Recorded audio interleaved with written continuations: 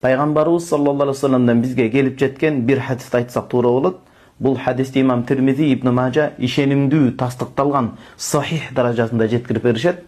Пайгамбарыбыз саллаллаху алейхи вассалам мындай дейт: "Ма мин амалин ма амила адамиюн мин амалин яуман нахри ахабба илаллахи мин ихрaqid дам." Курбан айт күнүндө Кудайым буйрса, курбан айт белгиленип аман эсен жетсек, ошол курбан айт күнү Алла Таалага пенде баласы, мусулман пенде баласы, курбанчылык союп, курбанчылык ибадатын союп өтөгөндөн дагы артыгыраак сооптуу, ары ажыры көп амалды таппайт.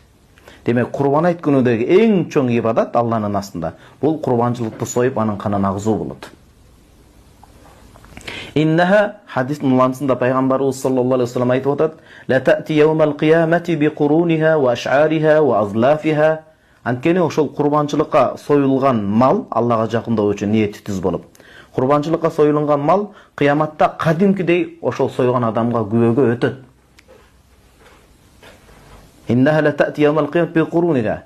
Мүйүздү кочкорду сойсо, же буканы жана башканы, ошол кадимкидей мүйүзү менен ва аш'ариха ар бир үстүндөгү түк кылына чейин күбөгө өтүп келет.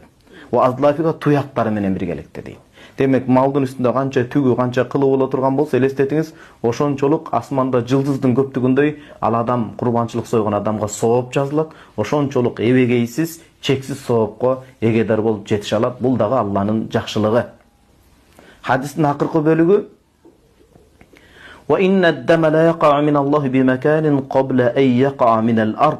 Курбанчылыкты сойгондо бисмилла, Аллаху акбар, Аллах үчүн Алланын атын оозанып, бисмилла деп, Аллах улук деп, Аллага жакындоо максатта курбанчылыкты сойгондо кан тамчылап жетип отуруп жерге тиелектен алдын Алланын даргөйүндө сооп амалында ал бийик даражалуу деп сооп жазылат дейт.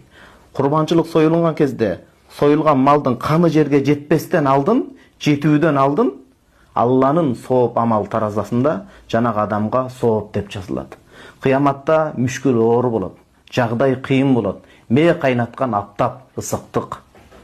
Адамдар өтө тыгын. Тозокко түшсөк дагы даяр болот эле, эсеп кысап баштаса деп ушундай эл быкып, кыйналып турган учурда, адам болосо оор мүшкүл жагдайда, жанчыдагыс азапта турган учурунда, мына ушул сойгон курбанчылыгы кадимкидей Аллахын жардамга себепкер кылат.